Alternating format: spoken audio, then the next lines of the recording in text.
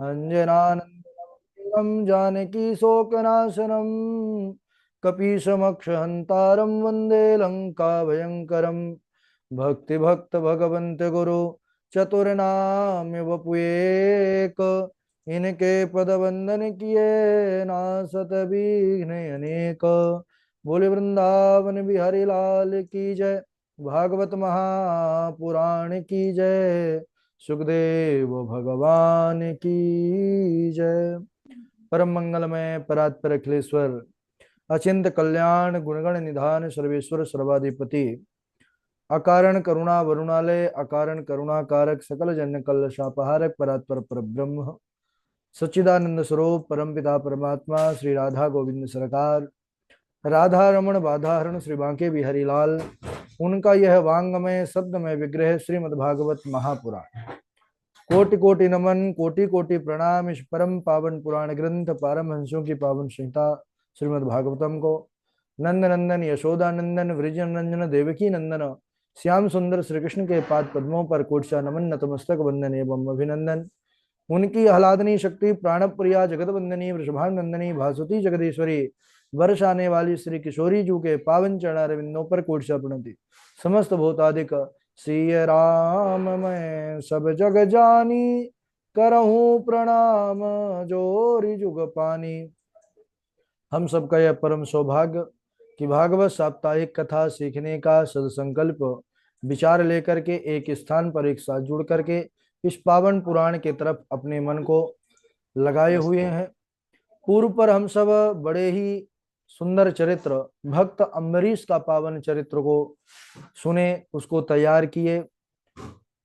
भक्त अम्बरीश महाराज यह जीवन में अनंत ऐश्वर्य और वैभव होने के बाद भी किस प्रकार भगवान नारायण के चरणों में ही अपने मन को लगा करके रखा, यह इनकी भक्ति का एक बहुत बड़ा उदाहरण है कि जो थोड़ा सा भी मान धन वैभव पा करके सबसे पहले भगवान को ही विसार देते हैं।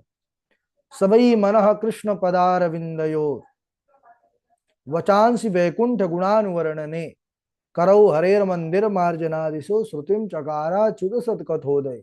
यह महाराज भक्त अम्बरीश का जीवन का भाव है। तो ऐसा जीवन भक्तों के लिए ही सेवनीय है और ऐसे जीवन से ही कल्याण पद की प्राप्ति होती है। हम सबने देखा कि दुर्वासा ऋषि भयंकर कृत्य उत्पन्न किए और लेकिन भगवान ऐसे भक्तों के लिए सदैव ही तत्पर रहते हैं। चक्र सुदर्शन भगवान का ही रूप है और दुर्वासा ऋषि को कहीं शरण नहीं मिली, यहाँ तक कि जिनका अस्त्र है नारायण रूपी वह सुदर्शन भी नारायण स्वयं रक्षा नहीं कर सके और क्या कहे, अहम भक्त पराधीन। ये है भक्तों की महिमा। और दुर्वासा ऋषि भा निराश उपजी मन त्रासा जथा चक्र भय ऋषि दुर्वासा ब्रह्म धाम शिवपुर सब लोका फिरा श्रमित व्याकुल भय शोका काहू बैठा कहा नोही राखी को सकही राम कर द्रोही। भगवान का जो द्रोही है, भगवान के भक्त का जो अपराधी है, उसको कहीं भी शरण नहीं मिल सकती। इसलिए भगवान का और भगवान के भक्तों का जीवन में अपराध न बने, यही इस चरित्र प्रसंग से हमको प्रेरणा मिलती है, सीख मिलती है।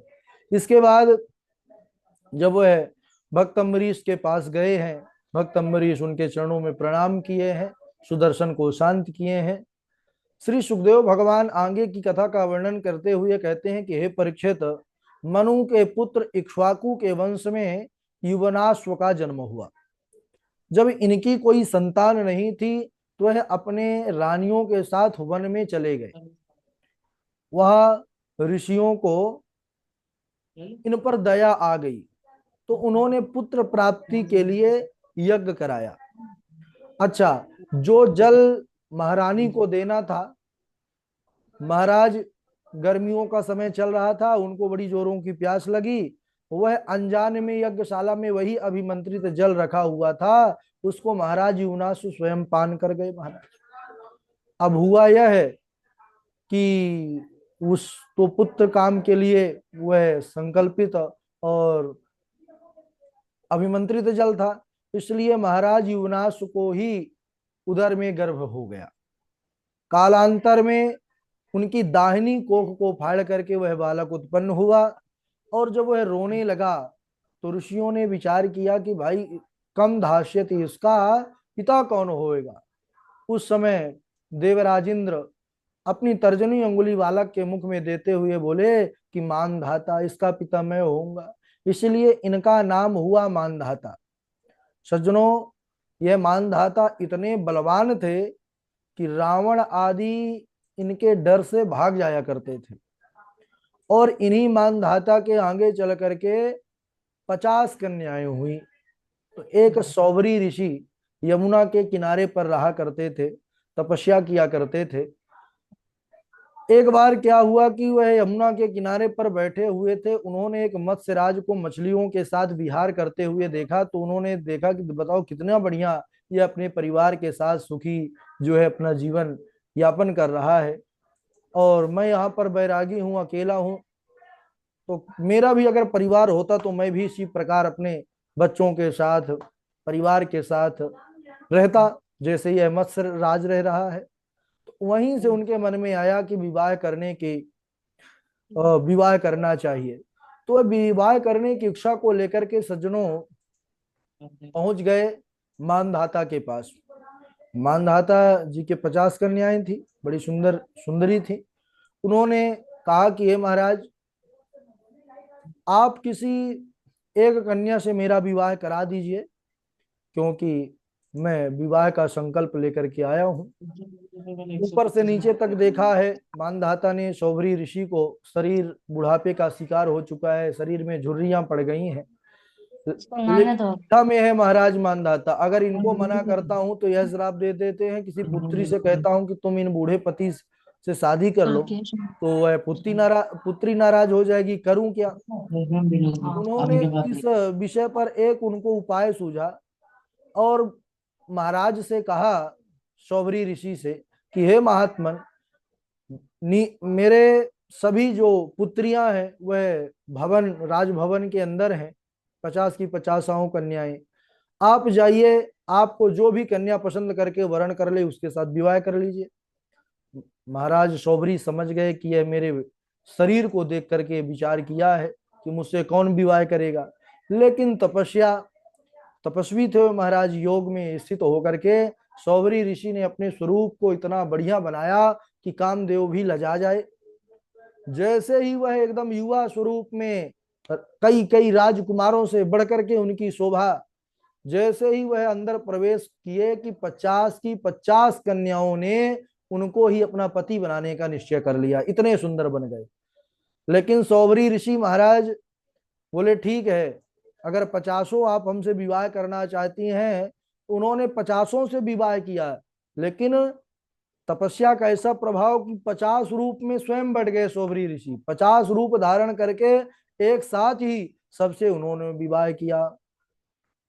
अब धीरे धीरे महाराज 1 से 50 हुए विवाह के चक्कर में, बच्चे नाती पंती ये सब होते हुए 50 से 5,000 हो गए, इतना बड़ा परिवार हो गया। तो एक दिन किनारे बैठे थे, विचार करने लगे। पहले कई कई मालाएं हो जाती थी दिन में, अब ऐसी घर गृहस्थी का बंधन हो गया कि अब वो भजन नहीं हो पाता। बताइए मैं कहाँ अकेला स्वच्छंद निरंतर प्रभु के चरणों में अपने मन को लगाए रहता था, और देखो कहाँ इस भवबंधन में फंस करके मैं भगवान को बिसरा दिया। और अंदर अद्भुत वैराग्य हुआ महाराज शोभरी को। उन्होंने कहा, संगम त्यजेत मिथुना व्रतिना मुमुक्षु हो, सर्वात्मना न विसृजेत बहिरिंद्रियाणि, एकश्चरन् रहसि चित्तमनन्तैसे, युञ्जीत तद्व्रतिषु साधु सुचेत प्रसंगः। तो जो मोह से हट करके मोक्ष को प्राप्त करना चाहते हैं, क्योंकि मोह में पड़े हुए व्यक्ति को कभी भी मोक्ष नहीं मिल सकता है। चाहे वह परिवार का मोह हो, शरीर का मोह हो, संपत्ति का मोह हो, मान बढ़ाई का मोह हो, तो अगर मोक्ष चाहिए तो मोह को हटाना पड़ेगा। तो मोह से हट करके ही मोक्ष प्राप्त किया जा सकता है। और जो मोक्ष प्राप्त करना चाहते हैं उन्हें कभी भी विषयी प्राणी भोगी प्राणियों का संग नहीं करना चाहिए, वह अकेला ही रहे महाराज। और अपने इंद्रियों को अपने वश में करके केवल अपना मन अपना चित्त भगवान के चरणों में लगा करके रखे। और संग करने की इच्छा हो तो किसका संग करें? भगवान के प्रेमी भक्तों का, साधु जनों का, इनका संग करना चाहिए अगर मन में संग करने की भी इच्छा हो। इस प्रकार विचार कर उन्होंने अपना घर छोड़ दिया है और वन को चले आए। सौबरी ऋषि भगवान का भजन करके अंतिम में भगवत धाम को प्राप्त कर लिया। बोलिए भक्तवत्सल भगवान की जय। सुखदेव भगवान कहते हैं कि हे परीक्षित, इन्हीं मानधाता के वंश में त्रिशंकु हुए। त्रिशंकु के पुत्र हरिश्चंद्र हुए। अब हरिश्चंद्र जी का नाम कौन नहीं जानता संसार में। यह है राजा हरिश्चंद्र, इनके रोहित नाम का पुत्र हुआ। पहले तो पुत्र ही नहीं हो रहा था, उन्होंने वरुण देवता का यजन किया, मनौती मांगी कि अगर पुत्र होगा तो मैं यजन करूंगा, आपको बलि प्रदान करूंगा। अब भगवत कृपा से पुत्र हो गया, नाम रोहित हुआ। बालक के उत्पन्न होने पर वरुण देवता आए, बोले देखो राजन, अब मेरा यजन करो। वरुण देवता जब इस प्रकार बोले तो हरिश्चंद्र ने कहा कि देखिए महाराज, अभी तो यह बालक हुआ है, छोटा है, इसके अभी दूध के दांत भी नहीं निकले हैं, दूध के दांत निकल जाने दीजिए फिर मैं यजन करूंगा। टाल दिए। दूध के दांत आ गए, फिर आ गए वरुण देवता। अरे राजन भूल गए क्या? अरे बोले महाराज आपको भी बड़ी जल्दी है। अरे अभी अभी तो दूध के दांत आए हैं, इनको गिर जाने दीजिए और उसके बाद पुनः मजबूत दांत आएंगे अन्न वाले, तब फिर यजन करूंगा। अब दूध वाले दांत टूट करके गिर गए, मजबूत दांत आ गए अन्न वाले। तब पुनः आए वरुण देवता। उन्होंने कहा देखो महाराज, थोड़ा और बड़ा हो जाने दीजिए, इसका उपनयन संस्कार हो जाए, विद्या अध्ययन करने लग जाए, अस्त्र शस्त्र धारण करने लग जाए।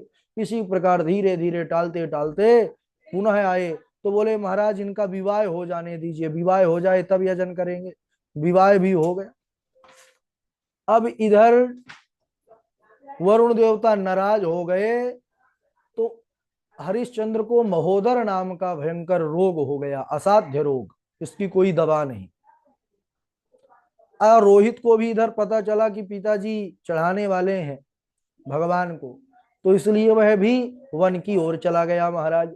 लेकिन जब यह सुना कि पिताजी को भयंकर असाध्य रोग हो गया है तो पितृ प्रेम के कारण वह आने लग गया कि कोई बात नहीं, मुझे अपने प्राणों की चिंता नहीं है, पिता की प्राणों की रक्षा करूंगा। उस समय देवराज इंद्र कई रूपों में आकर के समझाए कि देखो, यज्ञ में जो है पशु बलि बनने से अच्छा है कि यहीं वन में भगवान का भजन करो।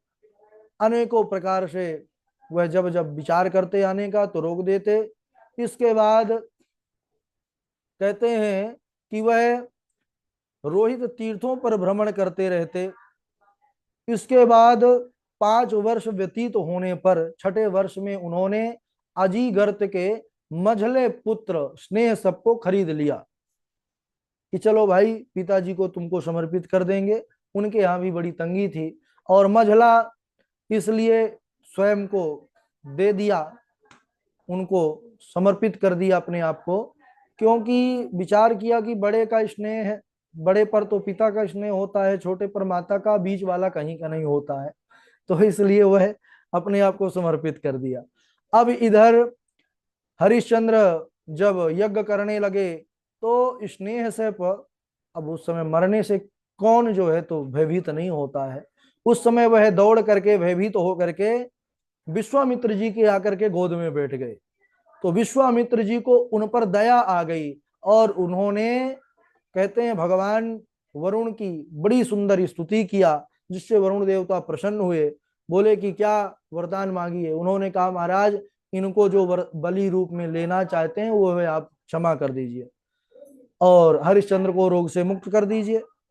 बालक को भी जीवन दान मिल गया और महाराज भी महोदर नाम के रोग से मुक्त हो गए। तो स्तुति प्रार्थना यह सबसे बढ़ करके है सज्जनों। इस प्रसंग से भी हमको यही सीख मिलती है, यही संदेश हम जगत को दे सकते हैं कि स्तुति प्रार्थना के बल पर भी हम सारे कार्यों को संपन्न कर सकते हैं, चाहे दुर्लभ से दुर्लभ कार्य हो वह भी हमारी स्तुति प्रार्थना से संभव है। और यही स्नेह सब आगे चल करके विश्वामित्र के पुत्र देवरात नाम से विख्यात हुए। बोलिए भक्त वत्सल भगवान की जय। इसके बाद इन्हीं रोहित के वंश में आगे चल करके बाहुक का जन्म हुआ। और जब शत्रुओं से ने इनका राज इनसे छीन लिया, ये अपनी पत्नियों के साथ वन पर आ गए। वृद्धावस्था के कारण इनकी महाराज की मृत्यु हो गई। जो पत्नियां थी वह भी सती होने लगी, उनकी छोटी रानी गर्भ से थी, गर्भवती थी, वह भी सती होने लगी। तो और वो नाम के एक ऋषि थे, उनको पता चला, उन्होंने रोक लगा दिया। बोले भाई शास्त्र यह मर्यादा नहीं करता को कोई सगर्भा अपना देह त्यागे, इसीलिए आपका प्रथम धर्म है कि इस बालक की रक्षा कीजिए और इसका सुंदर जन्म दीजिए संसार में। तो उन्होंने क्या किया, अन्य रानियों ने जब सुना कि महाराज का गर्भ है तो चिढ़न और ईर्ष्या जलन, यह पहले भी था महाराज, आज का नहीं है। अन्य रानियों ने उसको विष दे दिया भोजन में कि यह भी मर जाए, बालक भी मर जाए, परंतु गर्भस्थ शिशु पर विष का कोई प्रभाव नहीं हुआ। समय आने पर वह बालक उत्पन्न हुआ सज्जनों, तो गर के साथ यानी विष के साथ ही उत्पन्न हुआ, जिससे उसका नाम पड़ा सगर। इन्हीं महाराज सगर जो इनके 60,000 पुत्र आगे चल करके किस प्रकार भस्मीभूत हुए, फिर भूतल पर गंगा आने का एक भूमिका तैयार होती है, क्योंकि महापुरुषों की प्रत्येक लीला सब हम सब संसारियों के लिए ही होती है और कल्याणकारी होती है और बड़ा पावन प्रसंग है। लेकिन यहीं तक हमको विधिवत रूप से तैयार करना है इसको, है ना, लिखना भी है। आगे चल करके हम इसके आगे का प्रसंग सुनेंगे। बोलिए भक्त वत्सल भगवान की जय। बारी बारी से सब लोग श्लोक सुनाएंगे। सर्वप्रथम हमारे झा जी हैं, इनके बाद कृष्णा जी हैं, वैष्णवी तिवारी जी हैं, इंदु पराशर जी हैं, पुष्पराज जी हैं, नीरज दुबे जी हैं, माही दीक्षित जी हैं, पायल किशोरी जी हैं, जय द्विवेदी जी हैं, नीरज मिश्रा जी हैं, चंदन जी है। चलिए। राधे राधे गुरु जी। हाँ राधे राधे झा जी। दृढ़ं पंडित मानज्ञ अस्तब्धोऽसि अस्मदुपेक्षया मच्छासनाति गोयस्त्वम् अचिराद भ्रस्यसे श्रिय। दृढ़ं पंडित मानज्ञ अस्तब्धोऽसि अस्मदुपेक्षया मच्छासनाति गोयस्त्वम् अचिराद भ्रस्यसे श्रिय। श्रूयतां मानवो वंश प्राचुर्येण परं तप। श्रूयतां मानवो वंश प्राचुर्येण परं तप। न शक्यते विस्तरतु न शक्यते विस्तरतो वक्तुं वर्षशतैरपि। न शक्यते विस्तरतो वक्तुं वर्षशतैरपि। अहं भक्तपराधीनो हि अस्वतन्त्र इव द्विज। साधुभिर्ग्रस्त हृदयो भक्तैर्भक्तजनप्रिय। ये दारागारपुत्राप्तान् प्राणान् वित्तमिमं परं हित्वा मां शरणं याता कथं तान् त्यक्तुम् उत्सहे। सवै मनः कृष्ण पदारविन्दयोर् वचांसि वैकुंठ गुणानुवर्णने। करौ हरेर्मन्दिरमार्जनादिषु श्रुतिं चकाराच्युत शतकथोदये। मुकुन्दलिङ्गालय दर्शने दृशौ तदभृत्य गात्रसपरसेङ्गसङ्गमम् घ्राणं च तत्पाद सरोजसौरभे श्रीमत्तुलस्या रसनां तदर्पिते। पादौ हरेर्क्षेत्र पदानुसर्पणे शिरहृषिकेश पदाभिवन्दने। कामं तु दास्येन तु काम काम्यया यथोत्तमश्लोक जनाश्रयारति। राधे राधे गुरु जी। बहुत बढ़िया। इनके बाद कृष्णा जी आप सुनाइए। राधे राधे गुरुदेव। राधे राधे सुनाइए।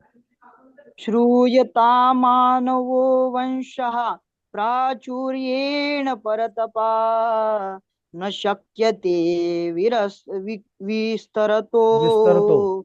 वक- वक्तु वर्षतैरपि।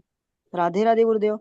गुरुदेव आज हम थोड़ा हॉस्पिटल में आए हैं, दादी के साथ कल से ही है, तो गुरुदेव आज हम वक्तव्य नहीं कर पाएंगे, आप कल कर देंगे हम गुरुदेव। ठीक है, इंदु पराशर जी आप सुनाइए। राधे राधे गुरुदेव। हाँ, नीरज मिश्रा जी। राधे राधे गुरु जी। राधे राधे सुनाइए। न सत्यात् परो धर्मा इति होवाच भूरियम् सर्वं सोढुमलं मन्ये ऋतेलीकपरं नरम्। राधे राधे गुरु जी। ठीक है, नीरज दुबे जी, नीरज मिश्रा जी, वैष्णवी तिवारी जी। गुरु जी प्रणाम। राधे राधे। राधे राधे। अहं भक्ते पराधीनो या स्वतंत्र इव द्विज साधुभिर्ग्रस्त हृदयो भक्तैर्भक्ति जनप्रियः ये दारागार पुत्राप्तान् प्राणान् वेत्तमिमं परम् हित्वा मां शरणं याताः कथं तांस्त्यक्तुमुत्सहे कथं तांस्त्यक्तुमुत्सहे। राधे राधे गुरु जी। राधे राधे वैष्णवी तिवारी जी। राधे राधे गुरुजी प्रणाम। हाँ सुनाइए। श्रूयतां मानवो वंश प्राचुरेण परं तपा न शक्यते विस्तरतो वक्तुं वर्षशतैरपि। जी गुरुजी प्रणाम। ठीक है, नीरज मिश्रा जी आप सुनाइए। गुरु जी गुरु जी थोड़ा सर्वे पे यहाँ बाहर हैं गुरु जी। अच्छा। जी गुरु जी। पायल किशोरी जी, माही दीक्षित जी, जय द्विवेदी जी। ओम नमो भगवते तस्मै। यत एतत्। माइक बंद हो गया आपका। ओम नमो भगवते तस्मै यत यत चित्ता तामक चिदात्मका।